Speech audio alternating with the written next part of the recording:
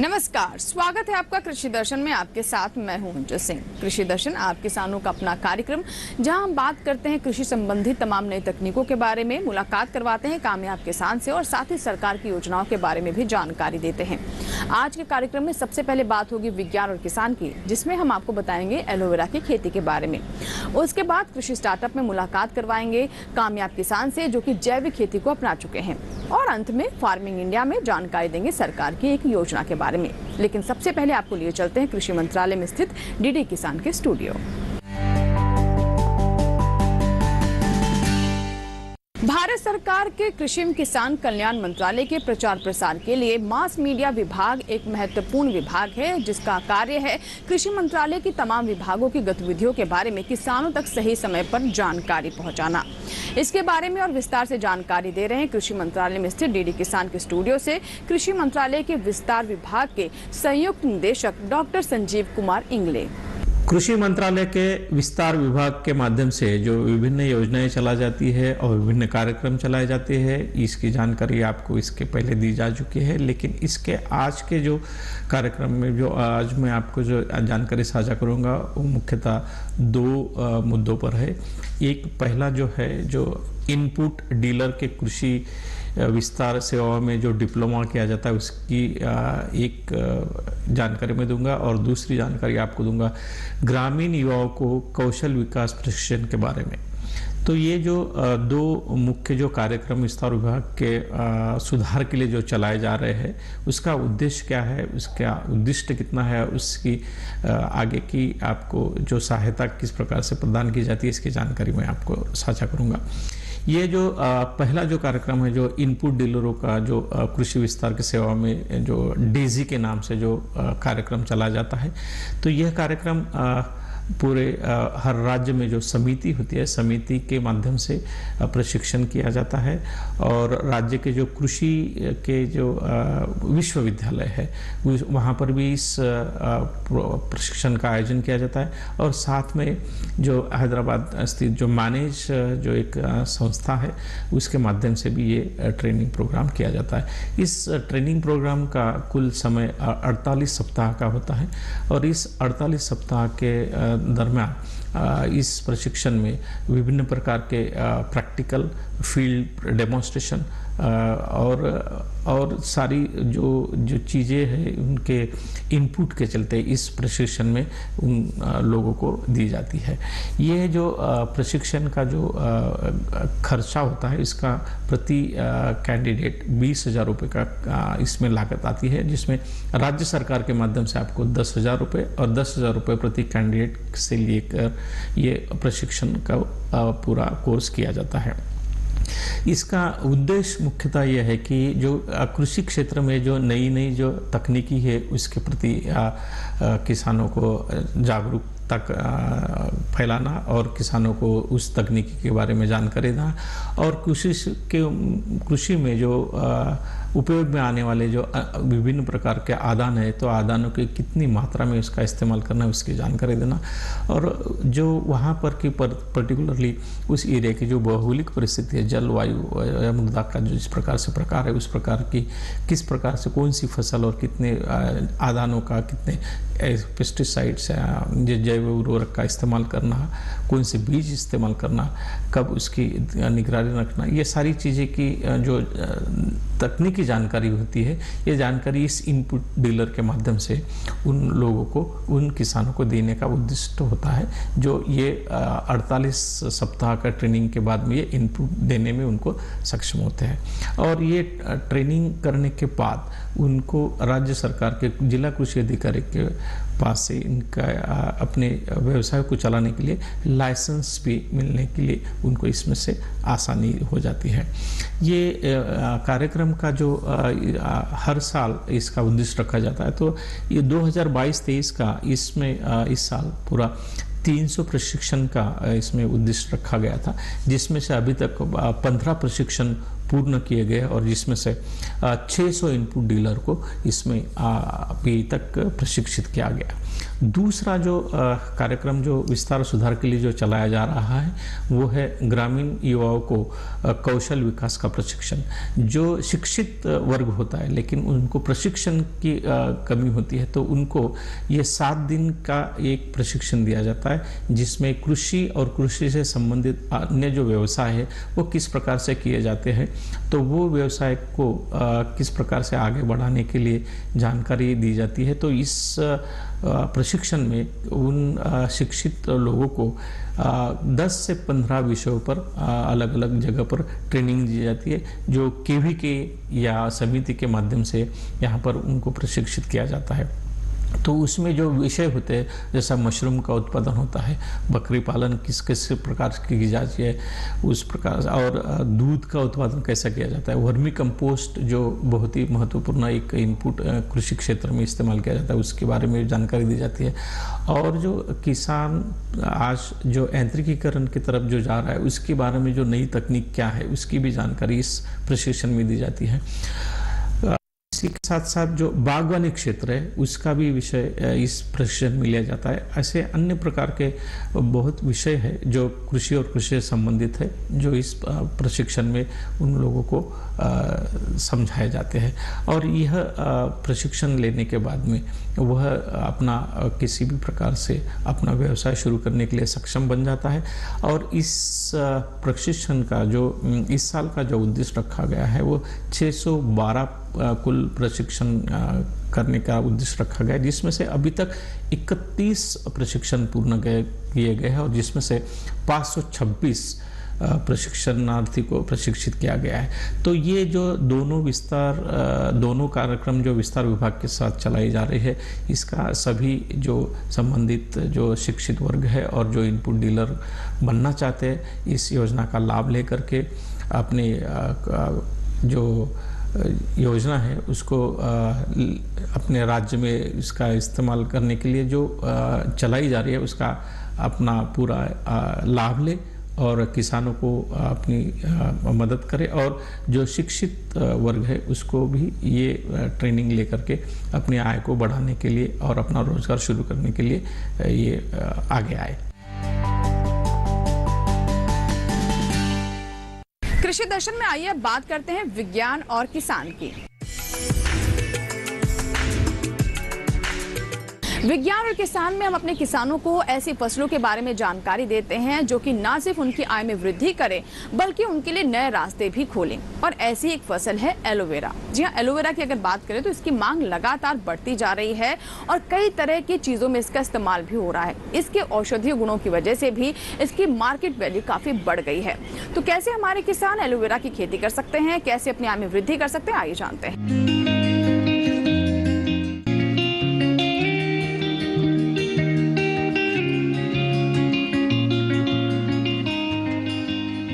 आयुर्वेद में एलोवेरा को घृत कुमारी और आम भाषा में ग्वारपाठा के नाम से जाना जाता है। ये लिलिएसी कुल का बहुवर्षीय मांसल पौधा है जिसकी ऊंचाई 2 से 3 फीट तक हो सकती है। इसके पत्तों को काटने पर एक लसलसा पदार्थ निकलता है। यही पदार्थ दवा बनाने में काम आता है। एलोवेरा मुख्य रूप से फ्लोरिडा, वेस्ट इंडीज, मध्य अमेरिका और एशिया महाद्वीप में प्राकृतिक रूप में पाया जाता है। भारत में ये विदेशों से ही लाया गया था। हमारे देश में इसकी खेती राजस्थान, गुजरात, मध्य प्रदेश, महाराष्ट्र और हरियाणा में होती है, बल्कि इसका सबसे ज्यादा उत्पादन अब भारत में ही हो रहा है। आयुर्वेद में एलोवेरा को कड़ुआ, शीतल, रेचक, धातु परिवर्तक, मज्जावर्धक, कृमिनाशक और विषनाशक बताया गया है। ये आंखों और लिवर की बीमारी, तिल्ली का बढ़ना, खांसी और बुखार के अलावा त्वचा रोग, पित्त, श्वास और पथरी में लाभदायक होता है। एलोवेरा की खेती के लिए गर्म, आर्द्र से शुष्क और उष्ण जलवायु की जरूरत होती है। ये सिंचित और असिंचित दोनों अवस्थाओं में बोई जाने वाली फसल है। अगर जुलाई अगस्त में बुआई करनी है तो बरसात से पहले 1-2 जुताई करके खेत तैयार कर लें। रोपाई के लिए 3 से 4 महीने पुराने और 4-5 पत्तों वाले सकल्स की जरूरत होगी। 1 एकड़ जमीन के लिए करीब 5000 से 10,000 सकल्स चाहिए। इसकी रोपाई मेड़ों पर की जाती है। मेड़ इस तरह बनानी है कि 1 मीटर में एलोवेरा की 2 कतारें लग जाएं और 1 मीटर जगह खाली छोड़ दें। रोपाई के तुरंत बाद सिंचाई करनी है। इसके बाद जरूरत के हिसाब से पानी देते रहें। रोपाई के 1 माह बाद पहली निराई गुड़ाई होगी और साल भर में 2 से 3। अच्छी बात यह है कि इसमें कीटों या बीमारियों का खतरा आमतौर पर नहीं होता। हाँ, कभी कभी दीमक लग सकती है। इसका उपाय वैज्ञानिक सलाह से कर सकते हैं। पौध लगाने के 1 साल बाद निचली 3 पत्तियों को तेज धारदार हांसिए से काट लिया जाता है। कटाई के बाद पत्ते फिर से अंकुरित हो जाते हैं। इस तरह हर 3-4 महीने में कटाई करते रहें और लाभ कमाते रहें। कमाल की बात तो ये है कि एलोवेरा बेकार पड़ी जमीन पर उगा सकते हैं और इसमें लागत भी बहुत ज्यादा नहीं आती। दूसरी बात यह है कि इसे कोई जानवर नहीं खा सकता है। यही वजह है कि इसकी रखवाली की जरूरत नहीं पड़ती।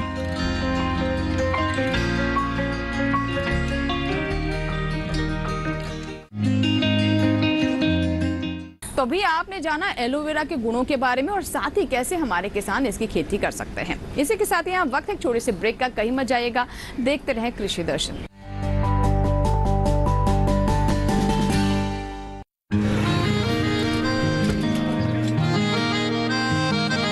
क्या बात है भाई, आजकल तो काफी खुश नजर आ रहे हो। क्यों ना हो, अब मैं ऑर्गेनिक खेती जो कर रहा हूँ ये पूरा प्राकृतिक है, ऑर्गेनिक है। इसमें हमारे खेत, हमारी फसल और हमारी जेब सब फायदे में होते हैं और इसमें लागत भी कम है। जी हाँ, आप भी ऑर्गेनिक खाद का प्रयोग करें, अपनी फसल और मिट्टी को तंदुरुस्त बनाएं और आपकी आमदनी में इजाफा करें। अधिक जानकारी के लिए किसान call centre toll free number 1800-180-1551 पर कॉल करें और लॉग ऑन करें kisan.gov.in और farmer.gov.in। कृषि और किसान कल्याण मंत्रालय द्वारा किसान हित में जारी।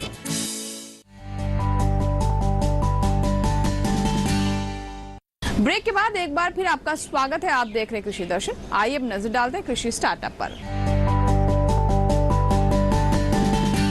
कृषि स्टार्टअप में आज हम आपकी मुलाकात करवाने वाले हैं हरियाणा के अंबाला से संबंध रखने वाले युवा किसान अभिषेक राणा से, जो कि जैविक खेती को अपना चुके हैं। जी हाँ, जैविक खेती के तमाम लाभ को समझते हुए उन्होंने इस ओर कदम बढ़ाया और अन्य किसानों को भी अपनी ओर आकर्षित कर रहे हैं। उनसे तमाम किसान प्रेरणा भी ले रहे हैं और वो भी जैविक खेती अपना रहे हैं। आइए जानते हैं उनकी कामयाबी की कहानी। जैविक खेती देसी खेती का आधुनिक तरीका है, जहां प्रकृति एवं पर्यावरण को संतुलित रखते हुए खेती की जाती है। इसमें रासायनिक खाद, कीटनाशकों का उपयोग नहीं कर खेत में गोबर की खाद, कंपोस्ट, जीवाणु खाद, फसल अवशेष, फसल चक्र और प्रकृति में उपलब्ध खनिज जैसे रॉक फॉस्फेट, जिप्सम आदि द्वारा पौधों को पोषक तत्व दिए जाते हैं। जैविक उत्पाद हमारी सेहत के लिए सबसे कारगर हैं। जैविक उत्पाद खाने से तमाम बीमारियां दूर रहती हैं और शरीर स्वस्थ रहता है। खेती की लागत कम आती है और उत्पादन भरपूर मिलता है। यही वजह है कि सरकार की ओर से जैविक खेती को लगातार बढ़ावा दिया जा रहा है। साथ ही हमारे देश के किसान भी अब जैविक खेती के होने वाले फायदों को जानकर इसे अपनाने लगे हैं। आज बात ऐसे ही एक किसान अभिषेक राणा की। अभिषेक राणा अंबाला हरियाणा के रहने वाले एक प्रगतिशील किसान हैं। ये पिछले 4 साल से जैविक खेती कर रहे हैं। इनके पास कुल 28 एकड़ खेत है, जिसमें से 10 एकड़ में वो जैविक खेती करते हैं। जैविक खेती के बारे में इन्होंने अपनी पढ़ाई के दौरान ही सारी जानकारियां इकट्ठी कर ली थी। मैं पिछले 4 सालों से ऑर्गेनिक खेती कर रहा हूँ। ऑर्गेनिक खेती मेरे लिए कोई एक नया कॉन्सेप्ट नहीं था। जहाँ से जैसे मेरी पढ़ाई हुई है गुरुकुल कुरुक्षेत्र से 2002 से 2011 तक, मतलब मैं चौथी क्लास में वहाँ पे गया था। तो चौथी क्लास से मैं जब तक मैंने +2 किया, मैंने वहाँ पे ऑर्गेनिक खेती को ही वहाँ पे देखा है कि किस तरीके से वहाँ पे गाय के गोबर के द्वारा ही खेती की जाती थी। गौमूत्र को एक तालाब में इकट्ठा करके और उसकी पानी के साथ सिंचाई की जाती थी पूरी ज़मीन के अंदर।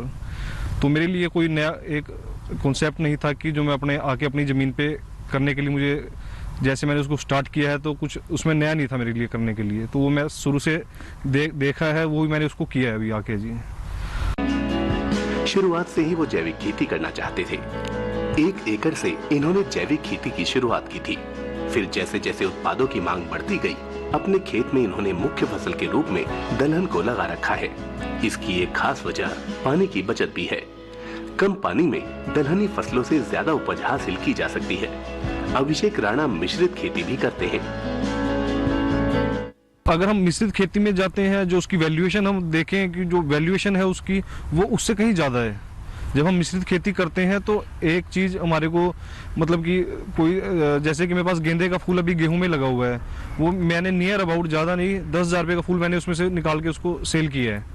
अब मेरी गेहूं अभी आने वाली है, उसके बाद मेरा अमरूद भी उसमें तैयार हो रहा है। घर के लिए मेरी मूली जो सब्जी यहाँ से मैं लेके जा रहा हूँ वो भी इसी प्लाट में लगी हुई है। तो मेरे हिसाब से अगर हम ओवरऑल उसकी एक कैलकुलेशन निकाले तो वो कहीं ज़्यादा है जी। हमारा कॉन्सेप्ट बन गया है रासायनिक के अंदर जाके खेती करने का कि यहाँ पे हमने अनाज को उगाया और सीधा उसको ट्राली में लोड किया, मंडी में ले गए और अकाउंट में हमारे पैसे आ गए।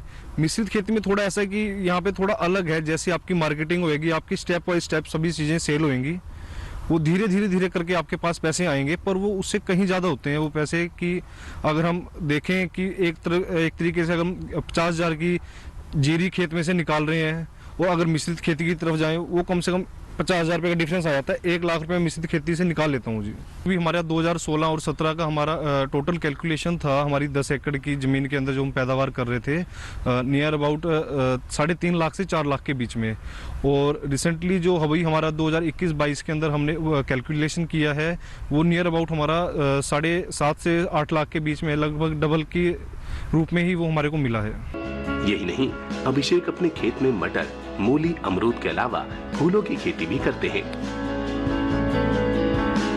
आज से 3 साल पहले मेरी जो मुलाकात है डॉक्टर राजेंद्र जी से हुई, जो केवीके तेपला में एक एज ए ऑर्गेनिक के यहाँ पे हमारे साइंटिस्ट हैं। तो उन्होंने काफ़ी एक अच्छी रूपरेखा मेरे लिए तैयार की, खेतों के लिए कैसे उसका डिज़ाइन करके हमें उसमें मिश्रित खेती करनी है। उन्होंने मेरा काफ़ी सहयोग किया है और समय समय पे हमारे रमेश जी हैं, वो भी हम समय निकाल के हमारे पास आते रहे और आगे हमारे को हर तरीके की रूपरेखा बताते रहे किस तरीके से हम कर सकते हैं खेती में।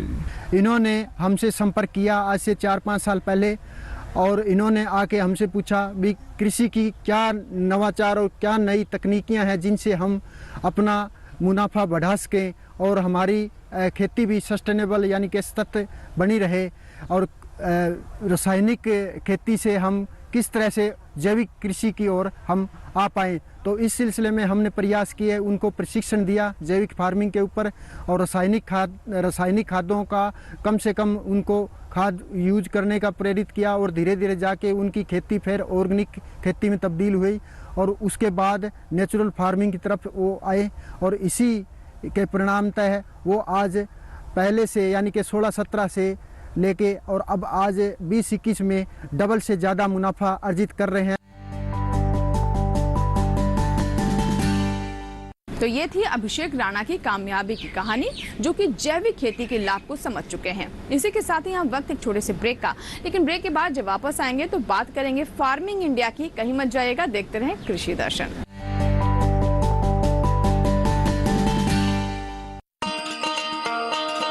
किसान भाइयों, गांठ बांध लो, गांठ बांध लो, बात बहुत है काम की, समृद्धि के पैगाम की। मिट्टी के मिजाज को समझो, मिट्टी के हर राज को समझो, मिट्टी की तुम जांच कराओ, मुफ्त सॉइल हेल्थ कार्ड ले जाओ। कभी मुनासिब बीज लगाओ, सही किस्म की खाद ले आओ, जितनी जरूरी उतनी डालो, सही मात्रा खुद पहचानो, इसको अपना मंत्र बना लो, मिट्टी की सेहत को जानो। बात बहुत है काम की, कम लागत अधिक वरदान की। किसान भाइयों, गांठ बांध लो, आज ही मिट्टी की जांच कराएं, राज्य सरकार के कृषि अधिकारी से संपर्क करें और मुफ्त में सॉइल हेल्थ कार्ड पाएं। कृषि और किसान कल्याण मंत्रालय द्वारा किसान हित में जारी। ब्रेक के बाद एक बार फिर आपका स्वागत है। आप देख रहे हैं कृषि दर्शन। आइए अब नजर डालते हैं फार्मिंग इंडिया पर, जिसमें हम आपको बताते हैं सरकार की कृषि संबंधी योजनाओं के बारे में। फार्मिंग इंडिया में आज हम आपको जानकारी देंगे मृदा स्वास्थ्य कार्ड के बारे में। जहां जिस तरीके से रसायनों का अंधाधुंध इस्तेमाल हो रहा है, उससे मिट्टी की गुणवत्ता प्रभावित हो रही है और सेहत गिर रही है। ऐसे में बहुत जरूरी हो जाता है कि हमारे किसान अपनी मिट्टी का टेस्ट कराएं, उसका परीक्षण कराएं, ताकि उन्हें समझ आ सके कि किस तरीके से उसकी गुणवत्ता को निखारा जा सकता है और पोषक तत्वों का सही तरीके से उसमें प्रबंधन किया जा सकता है।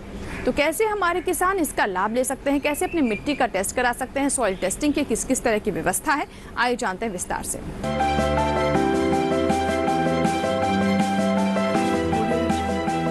मिट्टी की कमजोर सेहत का असर फसलों की पैदावार और गुणवत्ता दोनों पर पड़ रहा है। साथ ही फसल लागत भी बढ़ती जा रही है। इसी समस्या के समाधान के लिए केंद्र सरकार ने 2015 में सॉइल हेल्थ कार्ड यानी मृदा स्वास्थ्य कार्ड योजना शुरू की थी। ये वही साल था जिसे अंतर्राष्ट्रीय मृदा वर्ष के रूप में मनाया गया। एक ऐसी योजना जो खेत की मिट्टी में कमजोरियों का भी पता लगाती है और बताती है कि मिट्टी में कौन से पोषक तत्व की कमी हो रही है। ज्यादा फसलें, उर्वरकों और कीटनाशकों का अंधाधुंध और असंतुलित इस्तेमाल मिट्टी की उपजाऊ शक्ति को लगातार कमजोर कर रहा है। जानकारी की कमी से किसान खेतों में रासायनिक उर्वरकों का इस्तेमाल कर रहे हैं, भले ही उस उर्वरक की जरूरत हो या न हो। किस खेत की मिट्टी को कौन सा तत्व चाहिए और कौन सा नहीं, ये सब जानने के लिए उसकी जांच जरूरी है। मृदा स्वास्थ्य कार्ड यही काम करता है। ये योजना पूरे देश में लागू है और मिट्टी की जांच के लिए देश भर में ही मिट्टी जांच की प्रयोगशालाएं स्थापित की गई हैं। जांच के बाद मिट्टी के गुण दोष की सूची तैयार होती है और फिर किसान को ये बताया जाता है कि उन्हें खेत में कौन सा पोषक तत्व कितनी मात्रा में डालना चाहिए। परीक्षण से ये भी पता चल जाता है कि किसान को कौन सी फसल बोनी चाहिए। अगर किसान कोई और फसल बोना चाहे तो अधिकारी फिर उस फसल के हिसाब से पोषण का सुझाव देंगे। ये योजना सभी 14 करोड़ किसानों के लिए बिल्कुल मुफ्त है। फरवरी तक के आंकड़े से पता चलता है कि 2019-20 के दौरान मध्य प्रदेश, छत्तीसगढ़, गुजरात, महाराष्ट्र, पंजाब, राजस्थान, हिमाचल प्रदेश और झारखंड के अलावा कई और राज्यों में 100 के 100% किसानों को ये योजना के तहत कवर कर लिया गया है। केरल में 90 से 95%, जबकि उत्तर प्रदेश और हरियाणा में 85 से 90% किसान इस योजना का हिस्सा हैं। अध्ययनों से पता चला है कि इस कार्ड की सलाह पर की गई खेत से लागत में 8 से 10% की बचत हुई है। इस कार्ड का एक पोर्टल बना हुआ है। किसान वहां से भी अपना कार्ड प्रिंट करवा सकते हैं। इस पोर्टल पर 21 भाषाओं में खेती के बारे में बहुत सी जानकारियां उपलब्ध हैं। किसानों के लाभ के लिए प्रशिक्षण, प्रदर्शनी और किसान मेलों का भी आयोजन किया जाता है। 2019-20 के दौरान आदर्श ग्राम विकास के नाम से एक परियोजना शुरू की गई है, जिसके तहत खेतों से मिट्टी के नमूने उठाए गए। परियोजना के तहत हर ब्लॉक से एक गांव लिया जाता है और वहां मिट्टी के नमूने जमा करके उनकी जांच होती है। इस तरह हर गांव में 1 हेक्टेयर रकबे की जमीन से नमूने लिए जाते हैं।